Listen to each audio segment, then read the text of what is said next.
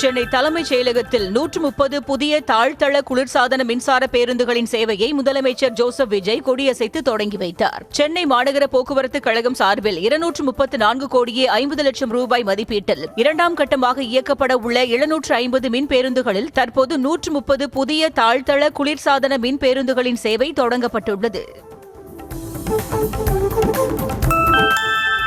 பரந்தூர் பசுமை விமான நிலைய திட்டத்தை ரத்து செய்ததற்காக முதலமைச்சர் ஜோசப் விஜயை சந்தித்து ஏகனாபுரம் விவசாயிகள் நன்றி தெரிவித்தனர். சென்னை தலைமைச் செயலகத்தில் முதலமைச்சரை சந்தித்த அவர்கள் பச்சை துண்டு அணிவித்து நெற்கதிர்கள், ஏகனாபுரம் கிராம தேவதைகளின் புகைப்படம் ஆகியவற்றை பரிசாக அளித்தனர். காஞ்சிபுரம் மாவட்டம் பரந்தூருக்கு சென்று முதலமைச்சர் விஜய் விவசாயிகளை சந்திக்க உள்ளதாக தகவல் வெளியாகியுள்ளது. முதலமைச்சர் விஜயை தலைமைச் செயலகத்தில் விவசாயிகள் சந்தித்த பின்னர் செய்தியாளர்களிடம் பேசிய விவசாயி சுதாகர், விரைவில் முதலமைச்சர் விஜய் தங்களை சந்திக்கிறேன் என கூறியதாக தகவல் தெரிவித்தார். பரந்தூர் விமான நிலைய திட்டம் ரத்து செய்யப்பட்டால் தமிழ்நாட்டின் பொருளாதார வளர்ச்சி மற்றும் தொழில் முதலீடுகள் கடுமையாக பாதிக்கப்படும் என சட்டப்பேரவையில் திமுக குற்றம் சாட்டியுள்ளது. இதற்கு பதிலளித்த அமைச்சர் ஆதவ் அர்ஜுனா, விவசாயிகளின் கண்ணீரா விமான நிலையமா என்று கேட்டால் விவசாயிகள் பக்கம்தான் நிற்போம் என்று கூறினார். பரந்தூர் விமான நிலைய திட்டத்திற்கு கையகப்படுத்திய நிலத்தை என்ன செய்ய போகிறீர்கள் என சட்டப்பேரவையில் அதிமுக பொதுச் செயலாளர் எடப்பாடி பழனிசாமி கேள்வி எழுப்பினார். இதற்கு பதிலளித்த அமைச்சர் நிர்மல்குமார், இதுவரை 48% நிலங்கள் மட்டுமே கையகப்படுத்தப்பட்டுள்ளதாகவும் ஏகனாபுரம், தண்டலம் போன்ற கிராமங்களில் 1 சென்ட் நிலம் கூட கையகப்படுத்தப்படவில்லை என்றும் தெரிவித்தார்.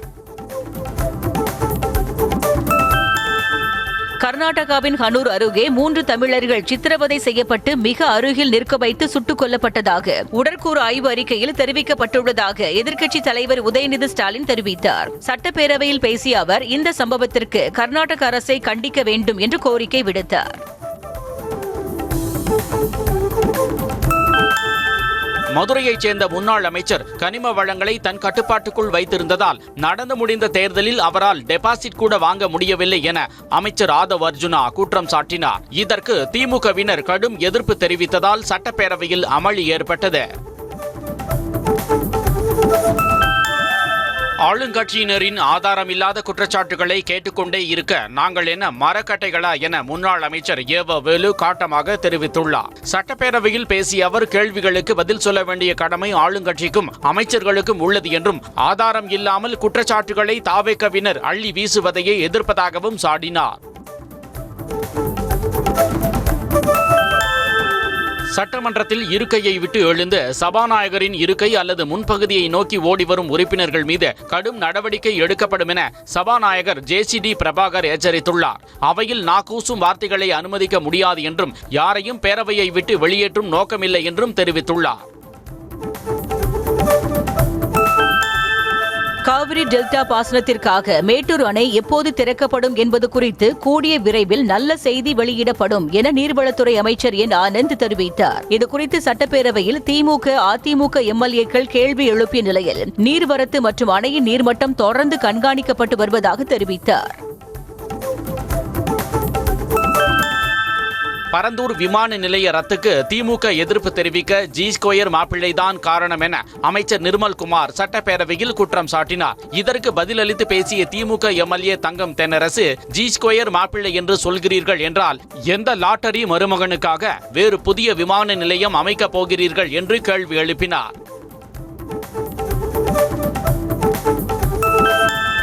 G2 நிறுவனத்தின் மீது முதலமைச்சர் நடவடிக்கை எடுக்க வேண்டும் என முன்னாள் அமைச்சர் SP வேலுமணி வலியுறுத்தியுள்ளார். சட்டமன்றத்தில் பேசிய முன்னாள் அமைச்சர் SP வேலுமணி, கோவை மாவட்டத்தில் 1000 ஏக்கர் நிலங்களை கையகப்படுத்தி ஒரு மலையையே உடைத்து எடுத்ததுடன் அரசு நிலங்களையும் ஆக்கிரமித்துள்ளதாக G2 நிறுவனத்தின் மீது குற்றம் சாட்டினார்.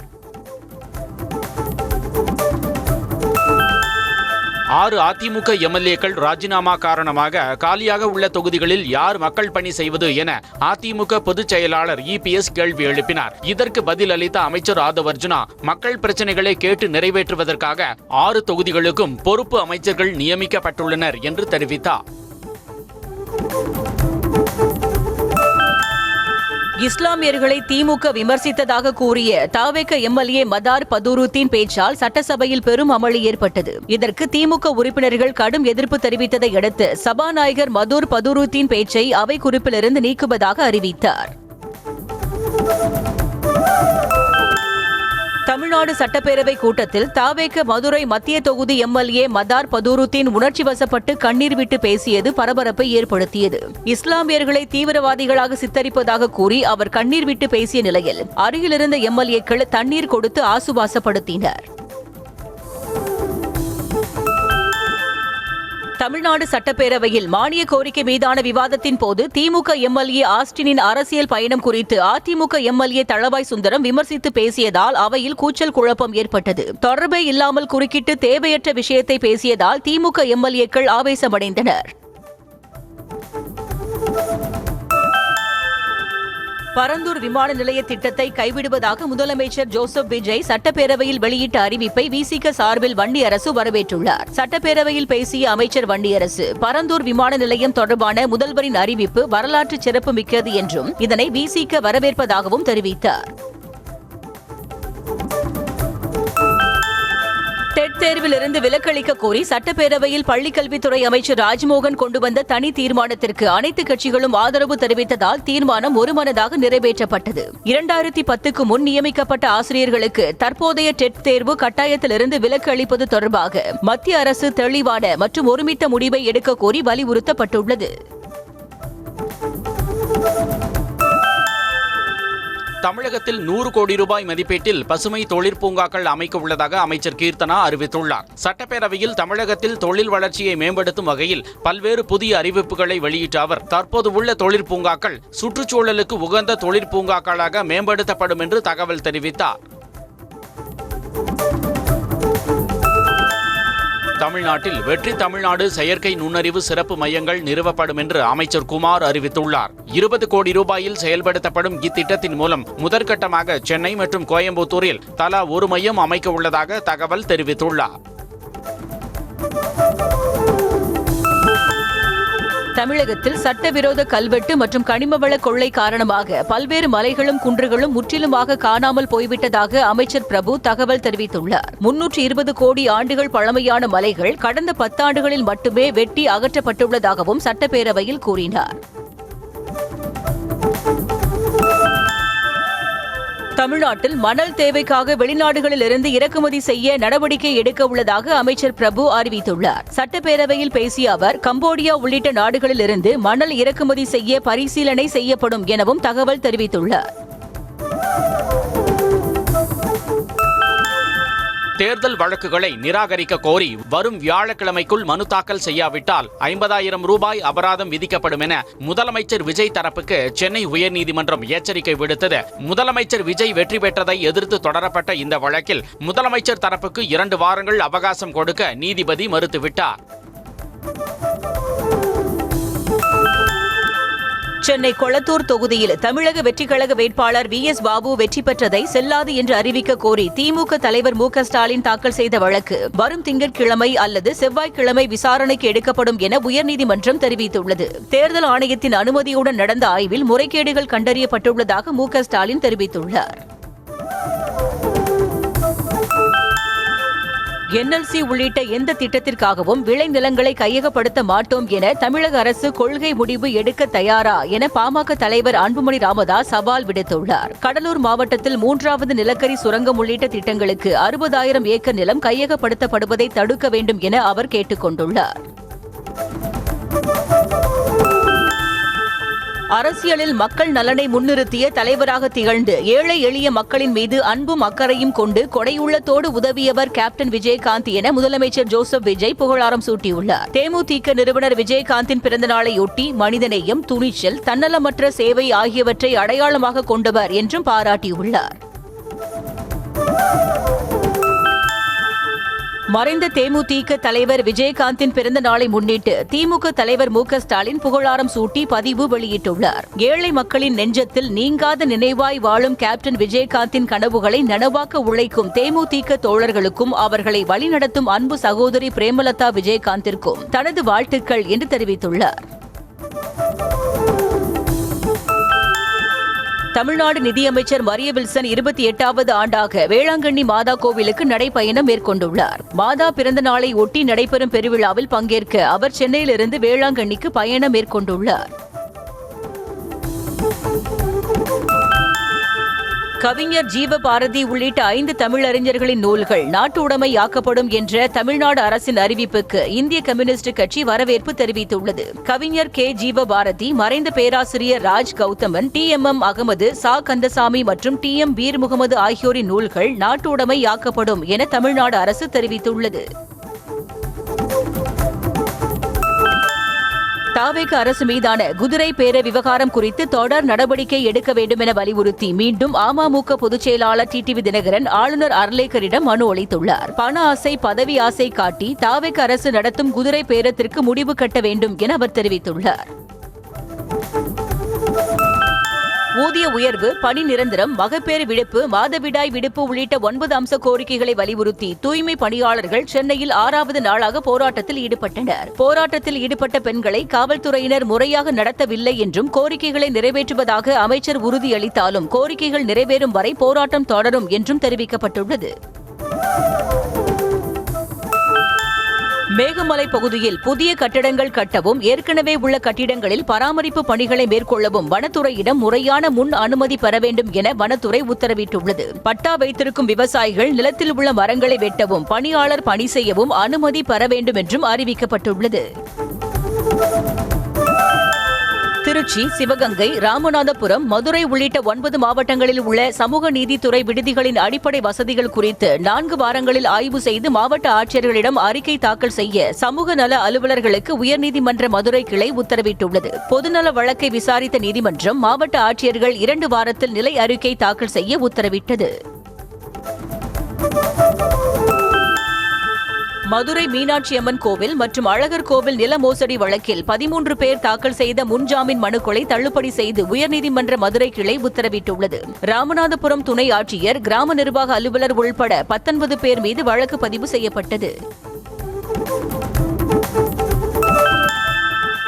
அரசு பேருந்துகள் அனைத்திலும் பெண்களுக்கு கட்டணமில்லா பயணம் என்ற அறிவிப்பை திரும்ப பெற வலியுறுத்தி சேலத்தில் தனியார் பேருந்து ஓட்டுநர்கள் மற்றும் நடத்துனர்கள் பேருந்துகளை இயக்காமல் போராட்டத்தில் ஈடுபட்டனர். இந்த திட்டத்தால் தங்களது வாழ்வாதாரம் பாதிக்கும் என்பதால் தங்களுக்கு மானியம் தர வேண்டுமென கோரிக்கை விடுத்துள்ளனர். சென்னையில் ஆபரண தங்கத்தின் விலை சவரனுக்கு 160 ரூபாய் குறைந்து ஒரு சவரன் 1,20,80 ரூபாய்க்கும், 1 கிராம் 15,010 ரூபாய்க்கும் விற்பனை செய்யப்படுகிறது. வெள்ளி கிராமுக்கு 10 ரூபாய் குறைந்து 1 கிராம் 265 ரூபாய்க்கும், 1 கிலோ 2,65,000 ரூபாய்க்கும் விற்பனை செய்யப்படுகிறது. மேற்கு தொடர்ச்சி மலை மாவட்டங்கள், மதுரை, சிவகங்கை மற்றும் ராமநாதபுரம் மாவட்டங்களின் ஓரிரு இடங்களில் புதன்கிழமை இடி மின்னல் மற்றும் பலத்த காற்றுடன் மிதமான மழை பெய்யக்கூடும் என சென்னை வானிலை ஆய்வு மையம் தெரிவித்துள்ளது. சென்னை மற்றும் புறநகர் பகுதிகளில் புதன்கிழமைகளில் இடி மின்னலுடன் கூடிய மிதமான மழை பெய்ய வாய்ப்புள்ளதாகவும் தெரிவித்துள்ளது. மேட்டூர் அணையின் நீர்மட்டம் 90 அடியை நெருங்கியுள்ள நிலையில் காவிரி டெல்டா பாசனத்திற்கு தண்ணீர் திறக்க வாய்ப்புள்ளதால் நீர்வளத்துறை அதிகாரிகள் மற்றும் மாவட்ட காவல்துறை கண்காணிப்பாளர் மேட்டூர் அணையை ஆய்வு செய்தனர். தற்போது அணையின் நீர்மட்டம் 88.21 அடியாக உள்ள நிலையில் முன்னெச்சரிக்கை நடவடிக்கைகள் தொடர்பாக ஆய்வு மேற்கொண்டனர். கேரளத்தில் மீண்டும் கனமழை வெளுத்து வாங்கி வரும் நிலையில் கண்ணூர் மாவட்டத்தில் பெய்த கனமழையால் பாலசுரம் மற்றும் காரியங்காடு பகுதிகளில் நிலச்சரிவு ஏற்பட்டது. பாலசுரம் மலைப்பாதையில் கார் சென்று கொண்டிருந்த போது திடீரென நிலச்சரிவு ஏற்பட்டதில் காரில் இருந்த பயணிகள் நல்வாய்ப்பாக உயிர் தப்பினர். கன்னியாகுமரி மாவட்டம் களியக்காவிளை அருகே தாயை கொன்றுவிட்டு ஜாமீனில் வெளியே வந்த இளைஞர் மேலும் ஒரு பெண்ணை கத்தியால் குத்தியும் கல்லால் தாக்கியும் கொலை செய்துள்ளார். கைத்தக்குழி நாரகம் விளையைச் சேர்ந்த சிஜு கடந்த 2021ஆம் ஆண்டு தாயை கொலை செய்ததற்காக சிறை சென்று ஜாமீனில் வந்தார். கோயம்புத்தூர் மாவட்டம் பொள்ளாச்சி அருகே மேற்கு தொடர்ச்சி மலையடிவாரத்தில் உள்ள ஆழியார் கவி அருவியில் வெள்ளப்பெருக்கு ஏற்பட்டுள்ளதால் சுற்றுலா பயணிகள் அங்கு செல்ல தடை விதிக்கப்பட்டுள்ளது. அருவிக்கு வரும் சுற்றுலா பயணிகளை வனத்துறையினர் சோதனை சாவடியிலேயே திருப்பி அனுப்பினர். டெங்கு அச்சுறுத்தலை எதிர்கொள்ள மதுரை அரசு ராஜாஜி மருத்துவமனையில் 40 படுக்கைகளுடன் கூடிய சிறப்பு வார்டு தயார் நிலையில் வைக்கப்பட்டுள்ளது. தமிழகத்தில் பெய்து வரும் மழை காரணமாக சில மாவட்டங்களில் டெங்கு பாதிப்பு ஏற்பட்டுள்ளதால் அரசு மருத்துவமனைகளில் சிறப்பு வார்டுகளை தயார் செய்ய சுகாதாரத்துறை அறிவுறுத்தியுள்ளது. கேரளாவின் பாரம்பரிய பண்டிகையான ஓணம் தமிழகத்தின் பல்வேறு பகுதிகளில் உள்ள கலை கல்லூரிகளில் களை கட்டியது. கோவை மாவட்டம் ஆனைமலை அருகே உள்ள நாமு சுங்கம் அரசு கலை கல்லூரியில் பொலிரோ காரின் மீது அமர்ந்து வந்த மாவலி மன்னனுக்கு மலர்களை தூவி மாணவிகள் வரவேற்றனர். திருப்பத்தூர் மாவட்டம் நாற்றம்பள்ளி அருகே பலூன் ஊதிய போது தொண்டையில் சிக்கி 6 வயது சிறுவன் உயிரிழந்தார். பச்சூரைச் சேர்ந்த இரட்டையர்களான சோம்நாத் சேஸ்நாத் ஆகியோர் வீட்டில் பலூன் வைத்து விளையாடினர். சோம்நாத் பலூன் ஊதிய போது தொண்டையில் சிக்கியதால் மூச்சுத் திணறல் ஏற்பட்டது. திருவாரூர் மாவட்டத்தில் கடந்த 2 நாட்களாக பெய்த கனமழையால் அறுவடைக்கு தயாராக இருந்த சுமார் 2000 ஏக்கரிலான நெற்பயிர்கள் மழைநீரில் மூழ்கி சேதமாகியுள்ளதாக விவசாயிகள் வேதனை தெரிவித்தனர். ஏக்கருக்கு 45,000 ரூபாய் வரை செலவு செய்துள்ளதாக கூறும் விவசாயிகள் உரிய இழப்பீடு வழங்க வேண்டும் என விவசாயிகள் கோரிக்கை விடுத்துள்ளனர். சென்னை நீலாங்கரையில் உள்ள தனது வீட்டின் முன்பு பொதுமக்களை சந்தித்து முதலமைச்சர் விஜய் நலம் விசாரித்தார். தலைமைச் செயலகத்திலிருந்து தனது வீட்டுக்கு சென்ற முதலமைச்சர் மக்கள் நின்றதை பார்த்து காரை விட்டு இறங்கி பேசினார். அப்போது அவர்கள் கேட்டுக்கொண்டதன் பேரில் புகைப்படம் எடுத்துக்கொண்டார். கடலூர் மாவட்டம் சிதம்பரம் அண்ணாமலை பல்கலைக்கழக ஊழியர்கள் மற்றும் பேராசிரியர்கள் 15 அம்ச கோரிக்கைகளை வலியுறுத்தி போராட்டத்தில் ஈடுபட்டனர். பதிவாளர் மற்றும் துணைவேந்தர் அலுவலகத்தை பூட்டி முற்றுகையிட்ட அவர்கள் ஓய்வு பெற்றோருக்கு பண பலன்களை வழங்க வேண்டும் என வலியுறுத்தினர். அடுத்தடுத்து பட்டினி மற்றும் பிச்சை எடுக்கும் போராட்டத்திலும் அவர்கள் ஈடுபட உள்ளனர். தருமபுரி மாவட்டம் பாலக்கோடு அருகே கெயில் எரிவாயு குழாய் சுத்தம் செய்யும் பணியின் போது ஆயில் கலந்த கழிவுநீர் விவசாய நிலத்தில் வெளியேற்றப்பட்டதாக புகார் எழுந்துள்ளது. ரெட்டியூர் கிராம பகுதியில் நச்சுநீர் கலந்த புல் மற்றும் பயிர்களை மேய்ந்த 5க்கும் மேற்பட்ட கால்நடைகள் உடல்நலம் பாதிக்கப்பட்ட நிலையில் ஒரு பசுமாடு உயிரிழந்தது. கள்ளக்குறிச்சி மாவட்டம் சங்கராபுரம் அருகே 125 நாள் கிராமப்புற வேலைவாய்ப்பு திட்டத்தில் முறைகேடு நடந்ததாக புகார் அளித்த தாவேக நிர்வாகி பாண்டியன் மீது ஊராட்சி மன்ற துணைத் தலைவர் ராஜீவ்காந்தி உள்ளிட்டோர் தாக்குதல் நடத்தியதாக கூறப்படுகிறது. இதுகுறித்து போலீசார் கைது நடவடிக்கை எடுக்காததை கண்டித்து உறவினர்கள் சங்கராபுரம் காவல் நிலையம் முன்பு சாலை மறியலில் ஈடுபட்டனர்.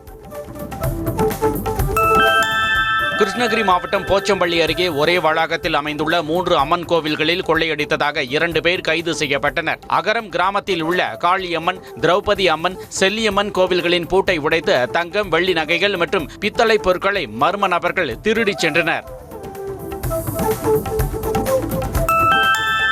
சென்னையை அடுத்த வானகரத்தில் ரகசிய கேமராவை ஸ்விட்ச் பாக்ஸில் வைத்து பெண்களை கண்காணித்த வாடகை வீட்டின் உரிமையாளரின் மகன் கைது செய்யப்பட்டார். வேலைக்கு சென்றுவிட்டு வரும் வழியில் தங்களை தவறான கண்ணோட்டத்தில் இளைஞர் சரவணன் பார்த்ததாகவும் அந்த பெண்கள் காவல் நிலையத்தில் புகார் அளித்தனர். புதுக்கோட்டை மாவட்டம் கூடலூர் பெரிய கண்மாயில் சீமை கருவேல மரங்களை அகற்றி தூர்வாரி தர வேண்டும் என விவசாயிகள் கோரிக்கை விடுத்துள்ளனர். தூர்வாரப்படாமல் உள்ள கண்மாயில் போதுமான அளவு நீர் தேக்கி வைக்கப்படாத நிலை உள்ளதால் 600 ஏக்கர் விவசாய நிலங்கள் பாதிக்கப்பட்டுள்ளதாக விவசாயிகள் கூறினர். சேலம் மாவட்டம் ஓமலூர் அருகே எம் செட்டிப்பட்டி ஊராட்சியில் ஓராண்டுக்கும் மேலாக முறையான குடிநீர் விநியோகம் இல்லை என கண்டித்து பொதுமக்கள் சாலை மறியல் போராட்டத்தில் ஈடுபட்டனர். சங்ககிரி ஓமலூர் சாலையில் காலி குடங்களுடன் சாலையில் அமர்ந்து மக்கள் போராட்டத்தில் ஈடுபட்டதால் சுமார் 1 மணி நேரம் போக்குவரத்து பாதிப்பு ஏற்பட்டது.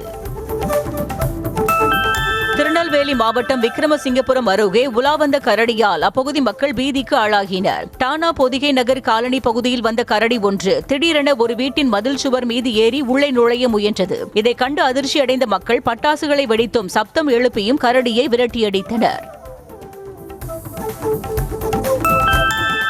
நெல்லை மாவட்டம் அம்பாசமுத்திரம் அருகே 12ஆம் வகுப்பு மாணவியிடம் பாலியல் சீண்டலில் ஈடுபட்டவரை போலீசார் கைது செய்தனர். அடையக்கருங்குளம் கல்சுண்டு பகுதியைச் சேர்ந்த கட்டட தொழிலாளி மகேஷ் என்பவர் சம்பவ தினத்தன்று வீட்டுக்குள் புகுந்து மாணவியிடம் தகாத முறையில் நடந்து கொண்டதாக கூறப்படுகிறது. திருநெல்வேலி மாவட்டம் முக்கூடல் பேரூராட்சியில் குடிநீருடன் கழிவுநீர் கலந்து வருவதை கண்டித்து பேரூராட்சி அலுவலகத்தை மக்கள் முற்றுகையிட்டனர். முக்கூடல் பேரூராட்சிக்குட்பட்ட 7வது வார்டில் கடந்த 15 நாட்களுக்கு மேலாக குடிநீரில் கழிவுநீர் கலந்து வருவதாக கூறப்படுகிறது. திருச்சி மேல பஞ்சப்பூர் பகுதியில் அமைந்துள்ள ஸ்ரீ சுப்பிரமணியர் கோயிலில் 1/2 கிலோ எடையிலான வெள்ளி வேல் மற்றும் பூஜை பொருட்கள் கொள்ளையடிக்கப்பட்டுள்ளது. அதிகாலையில் கோவிலுக்குள் நுழைந்த 3 கொள்ளையர்கள் முருகனின் வெள்ளி வேல், 40,000 ரூபாய் உண்டியல் காணிக்கை உள்ளிட்டவற்றை கொள்ளையடித்து சென்றுள்ளனர்.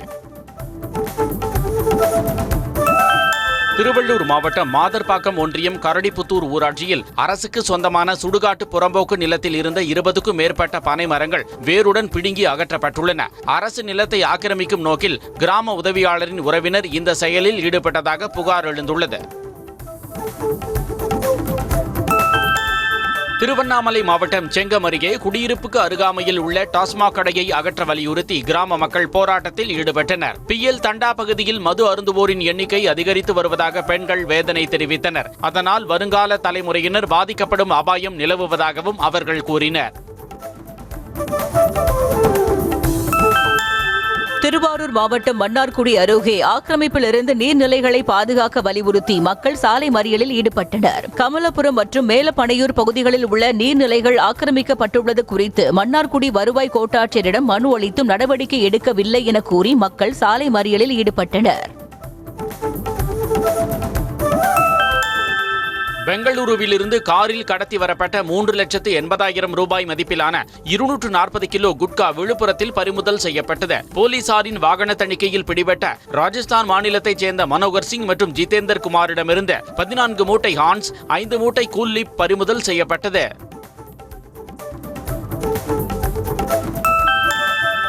விழுப்புரம் மாவட்டம் கோட்டக்குப்பம் அருகே சின்ன முதலியார் சாவடி கடலில் குளித்தபோது ராட்சத அலையில் சிக்கி 3 மாணவர்கள் கடலுக்குள் இழுத்துச் செல்லப்பட்டனர். 2 மாணவர்களின் உடல் மீட்கப்பட்ட நிலையில் 15 வயது பிரதீஷை 3 நாட்களாக தேடும் பணி தீவிரமாக நடைபெற்று வருகிறது. கடலில் எல்லை தாண்டி மீன் பிடித்ததாக இலங்கை கடற்படையினரால் கைது செய்யப்பட்ட ராமேஸ்வரம் மீனவர்கள் 9 பேரின் நீதிமன்ற காவலை வரும் செப்டம்பர் 9ஆம் தேதி வரை நீட்டித்து மன்னார் நீதிமன்றம் உத்தரவிட்டுள்ளது. கடந்த 12ஆம் தேதி கடலுக்கு மீன்பிடிக்க சென்ற 9 மீனவர்களை கைது செய்த இலங்கை கடற்படையினர் அவர்களை மன்னார் நீதிமன்றத்தில் ஆஜர்படுத்தி சிறையில் அடைத்தனர். தெலங்கானாவின் பெத்தப்பள்ளி மாவட்டத்தில் காதல் விவகாரத்தில் 33 வயது பெண் கொலை செய்யப்பட்டு கார் டிக்கியில் சடலம் மறைத்து வைக்கப்பட்ட சம்பவம் அதிர்ச்சியை ஏற்படுத்தியுள்ளது. கோதாவரி கனியைச் சேர்ந்த ஏற்கனவே 2 திருமணமான மானசா என்பவர் காதலன் வினோத்திடம் திருமணம் செய்ய வற்புறுத்தியதால் கொலை செய்யப்பட்டதாக கூறப்படுகிறது. டெல்லி வன்முறை தொடர்பாக விசாரிக்க அமைக்கப்பட்ட ஓய்வு பெற்ற நீதிபதி சுபாஷ் ரெட்டி தலைமையிலான 5 குழுவை மாற்றி அமைக்க கோரி உச்சநீதிமன்றத்தில் மனு தாக்கல் செய்யப்பட்டுள்ளது. வழக்கை விசாரித்த நீதிபதி குழுவில் யார் இடம்பெற்றிருந்தாலும் அவர்கள் உச்சநீதிமன்றத்தின் மேற்பார்வையில் தான் பணியாற்றுவார்கள் என்பதால் முதலில் அவர்கள் பணியாற்றுவதை பார்ப்போம் என்று தெரிவித்தார். ஆந்திராவில் அரசு பொறியாளர் மற்றும் அவரது குடும்பத்தினர் கோதாவரி ஆற்றில் குதித்து தற்கொலை செய்து கொண்ட வழக்கில் உத்தரப்பிரதேசத்தில் தலைமறைவாக இருந்த துப்பாக்கிச் சுடுதல் பயிற்சியாளர் சாதிக் கான் கைது செய்யப்பட்டுள்ளார். தற்கொலை கடிதத்தில் சாதிக் கான் மதமாற வற்புறுத்தியதாகவும் சொத்துக்களை பறிக்க முயன்றதாகவும் கூறியிருந்தனர். பீகாரில் முறைகேடுகள் நடந்ததாக கூறப்படும் 70வது பிபிஎஸ்சி தேர்வை ரத்து செய்ய கோரி நடைபெற்ற பேரணியில் காவல்துறையினருக்கும் மாணவர்களுக்கும் இடையே மோதல் ஏற்பட்டதால் பரபரப்பு ஏற்பட்டது. தடை செய்யப்பட்ட பகுதிக்குள் நுழைய முயன்றவர்களை போலீசார் தடியடி நடத்தியும் தண்ணீர் பீச்சி அடித்தும் கலைத்தனர். பெண்களுக்கு எதிரான கருத்துக்கள் மூலமாக யோகா குரு பாபா ராம்தேவ் கண்ணியத்தின் அனைத்து எல்லைகளையும் மீறிவிட்டதாக பாஜக எம்பியும் நடிகையுமான கங்கனா ரனாவத் கடுமையாக சாடியுள்ளார். போலி விளம்பர வழக்கில் உச்சநீதிமன்றத்தின் கண்டனத்திற்குள்ளானவர் தமக்கு ஒழுக்க பாடம் எடுக்க வேண்டாம் என்றும் தனது கௌரவம் ராம்தேவை விட உயர்ந்தது என்றும் கடுமையாக சாடியுள்ளார். கேரள முதல்வர் வி.டி. சதீசன் தனது அலுவலக பணியாளர்களுடன் இணைந்து ஓணம் பண்டிகையை உற்சாகமாக கொண்டாடினார். கேரளத்தில் நாளை ஓணம் பண்டிகை கொண்டாடப்பட உள்ள நிலையில் தனது அலுவலகத்தில் பணியாற்றும் ஊழியர்களுடன் இணைந்து ஓணம் கொண்டாடிய முதல்வர் வி.டி. சதீசன் தொடர்ந்து அங்குள்ள பணியாளர்களுக்கு நலத்திட்ட உதவிகளையும் வழங்கியுள்ளார். கரப்பான்பூச்சி ஜனதா கட்சி நிறுவன அபிஜித் தீப்கேவின் ஆங்கில திறனை கேலி செய்து நடிகை கங்கனா ரனாவத் பதிவிட்டுள்ள ரீல்ஸ் வீடியோ இணையவாசிகளை முகம் சுளிக்க வைத்துள்ளது. அபிஜித் தீப்கே ஆங்கிலத்தில் பேசுவதையும் தான் ஆங்கிலத்தில் பேசுவதையும் ஒப்பிட்டு தனது பேச்சு அனல் தெரிப்பதாகவும் அபிஜித்தின் பேச்சுக்கு மறுசீரமைப்பு தேவை எனவும் பதிவிட்டுள்ளார். தலைநகர் டெல்லியில் பெய்த கனமழையால் பல்வேறு பகுதிகளிலும் சாலைகளில் மழைநீர் தேங்கி குளம் போல காட்சியளித்தது. மோட்டி பார்க், கரோல் பார்க், விமான நிலைய சாலை, கன்னாட் பிளேஸ் உள்ளிட்ட சாலைகளில் மழைநீர் தேங்கியதால் போக்குவரத்து பாதிக்கப்பட்டு வாகன ஓட்டிகள் கடும் அவதிக்குள்ளாகினர். பீகாரில் பச்சிளம் குழந்தையை 4.5 லட்சம் ரூபாய்க்கு விற்பனை செய்த பெற்றோரையும் ஆஷா திட்ட பணியாளரையும் கைது செய்தனர். வறுமை மற்றும் பிற தனிப்பட்ட சூழ்நிலை காரணமாக குழந்தை பிறந்ததும் விற்க அவரது பெற்றோர் திட்டமிட்டதாக சொல்லப்படும் நிலையில் அதற்கு ஆஷா திட்ட பணியாளர் உதவியதாக சொல்லப்படுகிறது. டெல்லி ஜசோலா பகுதியில் திறந்த வெளி வடிகாலில் விழுந்த மகனை தந்தை தேடும் நெஞ்சை உருக்கும் வீடியோ வெளியாகியுள்ளது. பட்டத்தை எடுக்க முயன்ற 15 வயது சிறுவன் மிதுன் கடந்த 22ஆம் தேதி திறந்தவெளி வடிகாலில் விழுந்தார். தேசிய பேரிடர் மீட்பு படை உள்ளிட்ட பல்வேறு அமைப்புகள் இணைந்து தேடிய போதிலும் சிறுவனை கண்டுபிடிக்க முடியவில்லை. மத்திய பிரதேச மாநிலம் குவாலியரில் இன்ஸ்டாகிராம் ரீல்ஸுக்காக சுமார் 3400 லிப்ஸ்டிக் முத்தக்குறிகள் பதித்த காரை ஓட்டிச் சென்ற இளைஞருக்கு போலீசார் 5500 ரூபாய் அபராதம் விதித்தனர். ஆதித்யா சிகார்வார் என்ற அந்த இளைஞர் தனது காதலி மூலம் முத்தக்குறிகளை பதிக்க வைத்துள்ளார். உத்தரப்பிரதேச மாநிலம் கான்பூர் பாங்கி நெடுஞ்சாலை பகுதியில் குப்பையில் கொட்டப்பட்ட 2 ஆண்டுகளுக்கு முன்பே காலாவதியான சாக்லேட்டுகளை மக்களும் வாகன ஓட்டிகளும் அள்ளிச் சென்றனர். காலாவதியானதை சாப்பிட்டால் கடும் உடல் நலக்குறைவு ஏற்படும் என்பதை அறியாமல் மக்கள் எடுத்துச் சென்றது அதிர்வலைகளை ஏற்படுத்தியுள்ளது. கர்நாடக மாநிலம் மாண்டியா அரசு மருத்துவமனையில் சட்டப்பணிகள் ஆணைக்குழு அதிகாரிகள் நடத்திய திடீர் ஆய்வில் விசாரணை கைதி ஒருவர் உடல்நல பாதிப்பு எதுவும் இல்லாமல் VIP வார்டில் தங்கியிருந்தது வெளிச்சத்திற்கு வந்துள்ளது. நில முறைகேடு வழக்கில் கைதான முகமது ஹுசைன் VIP வார்டில் தங்கி தனது காதலியை சந்தித்து வந்ததும் ஆய்வின் போது அம்பலமாகியுள்ளது. கேரள மாநிலம் திருச்சூர் மாவட்டத்தில் உள்ள பிரசித்தி பெற்ற குருவாயூர் கோவில் ஓணம் பண்டிகை கொண்டாட்டங்களுக்காக மிக சிறப்பாக தயாராகி வருகிறது. ஒரே நாளில் சுமார் 10,000 பக்தர்களுக்கு பிரம்மாண்டமான சிறப்பு பிரசாத விருந்து வழங்க முழு ஏற்பாடுகளை செய்துள்ளது. எல்லை பிரச்சினை தொடர்பான சீன தலைநகர் பெய்ஜிங்கில் நடைபெறும் சிறப்பு பிரதிநிதிகள் கூட்டத்தில் கலந்து கொள்வதற்காக பயணம் மேற்கொண்டுள்ள தேசிய பாதுகாப்பு ஆலோசகர் அஜித் தோவல் அந்நாட்டின் துணை அதிபர் ஹான் ஜெங்கை நேரில் சந்தித்து ஆலோசனை நடத்தினார். இருதரப்பு உறவுகளை மேலும் மேம்படுத்துவது குறித்தும் ஆலோசனை நடத்தப்பட்டதாக கூறப்படுகிறது. டெல்லியில் அடுத்த மாதம் நடைபெறவுள்ள பிரிக்ஸ் உச்சி மாநாட்டில் சீன அதிபர் ஜி ஜின்பிங் பங்கேற்க வாய்ப்புள்ளதாக தகவல் வெளியாகியுள்ளது. அவ்வாறு அவரது வருகை உறுதியானால் 7 ஆண்டுகளுக்கு பிறகு ஜி ஜின்பிங் இந்தியாவுக்கு வரவுள்ளார். ஆனால் அவரது வருகை குறித்து அந்நாட்டு அரசு எந்த தகவலையும் தெரிவிக்கவில்லை. ஹோர்மூஸ் நீரிணையை மீண்டும் திறப்பது மற்றும் மத்திய கிழக்கில் நிலவும் பதற்றமான சூழலை முடிவுக்கு கொண்டு வருவது குறித்து ஈரானிய தலைவர்களுடன் பாகிஸ்தான் ராணுவ தளபதி ஆசிம் முனீர் பேச்சுவார்த்தை நடத்தியதாக அந்நாட்டு ராணுவம் தெரிவித்துள்ளது. இந்த பேச்சுவார்த்தையில் பங்கு கொள்வதற்காக ஆசிம் முனீர் ஒருநாள் பயணமாக ஈரானுக்கு சென்றதாக பாகிஸ்தான் ராணுவம் குறிப்பிட்டது. அமெரிக்க ராணுவ விமானம் ரஷ்யாவில் தரையிறங்கியதால் பதற்றத்தை ஏற்படுத்தியுள்ளது. யுக்ரைன் மீது போர் தொடுத்துள்ளதால் ரஷ்யாவுக்கும் அமெரிக்காவுக்கும் இடையே உரசல் போக்கு இருந்து வரும் நிலையில் இந்த ராணுவ விமானம் தரையிறங்கியது. ராணுவ வீரர்கள், உபகரணங்கள் மற்றும் சரக்குகளை நீண்ட தூரத்திற்கு கொண்டு செல்வதற்காக அமெரிக்கா முதன்மையாக இந்த விமானத்தை பயன்படுத்தி வருகிறது. 19 ஆண்டுகளுக்கு பிறகு நடிகை ஸ்ரேயா ரஜினிகாந்த் எடுத்துக்கொண்ட செல்ஃபி புகைப்படம் இணையத்தில் வைரலாகியுள்ளது. சிவாஜி தி பாஸ் திரைப்படத்திற்கு பிறகு எடுத்த புகைப்படத்தை பகிர்ந்துள்ளார். இதனால் தர்மன் படத்தில் அவர் ஒரு சிறப்பு தோற்றத்தில் நடிக்கவிருப்பதாக தகவல் பரவி வருகிறது. பிக்சர் அனிமேஷன் ஸ்டுடியோஸின் புகழ்பெற்ற கார்ஸ் திரைப்படம் அதன் 20வது ஆண்டு நிறைவை முன்னிட்டு வரும் செப்டம்பர் 4ஆம் தேதி மீண்டும் திரையரங்குகளில் வெளியாகிறது. இதனை கொண்டாடும் வகையில் இங்கிலாந்தின் பியூலியூ, அமெரிக்காவின் பீட்டர்சன் அருங்காட்சியகங்களில் படத்தின் நிஜ அளவிலான கதாபாத்திர மாதிரிகள் காட்சிப்படுத்தப்பட உள்ளன. புகழ்பெற்ற ஆங்கில இணை தொடரான கேம் ஆஃப் த்ரோன்ஸில் முன்னணி கதாபாத்திரத்தில் நடித்து ரசிகர்களின் கவனம் ஈர்த்த கிட் ஹாரிங்டன் ஹாரி பாட்டர் சீரீஸில் இணைந்துள்ளார். படப்பிடிப்பு தேதிகள் ஒத்து போகாததால் நிக்கோலஸ் ஹவுல்ட் விலகியதை அடுத்து அந்த பாத்திரத்தில் நடிக்க கிட் ஹாரிங்டனை HBO தேர்வு செய்துள்ளது. பாலிவுட் நடிகர் நானா படேகர் 1999ஆம் ஆண்டு கார்கில் போரின் போது இந்திய ராணுவ வீரர்களுடன் சுமார் 60 நாட்கள் இருந்ததாக தெரிவித்துள்ளார். அப்போதைய பாதுகாப்புத்துறை அமைச்சர் ஜார்ஜ் பெர்னாண்டஸிடம் அனுமதி பெற்று ராணுவத்தின் குயிக் ரியாக்ஷன் டீமில் இணைந்ததாக நானா படேகர் கூறியுள்ளார். ஆசிய விளையாட்டுப் போட்டிக்கான இந்திய வீரர்கள் தேர்வில் விதிமுறைகளை தளர்த்த முடியாது என மத்திய விளையாட்டு அமைச்சகம் திட்டவட்டமாக தெரிவித்துள்ளது. ஆசிய போட்டிக்கு டென்னிஸில் ஆசிய தரவரிசையில் டாப் 8 இடங்களில் உள்ளவர்களுக்கு மட்டுமே தேர்வு செய்யப்படுவார்கள் என்ற விதிமுறையால் மானஸ் தம்னே, வைஷ்ணவி அட்கர் உள்ளிட்ட 5 வீரர்கள் அணியில் இடம்பெறவில்லை. மூளை மற்றும் உடல் செயல்பாடுகள் ஆகிய இரண்டையும் கண்காணிக்கும் வகையில் நெற்றிக்கு அருகில் அணியக்கூடிய டெம்பிள் என்ற சாதனம் விரைவில் அறிமுகப்படுத்தப்பட உள்ளது. ஜொமேட்டோவின் நிறுவனரான தீபேந்திர கோயல் இந்த சாதனத்தை அறிமுகப்படுத்த உள்ளார். விளையாட்டு வீரர்களுக்காக உருவாக்கப்பட்ட இந்த உயர் செயல்திறன் கொண்ட கண்காணிப்பு சாதனம் அறிமுகப்படுத்தப்பட உள்ளது.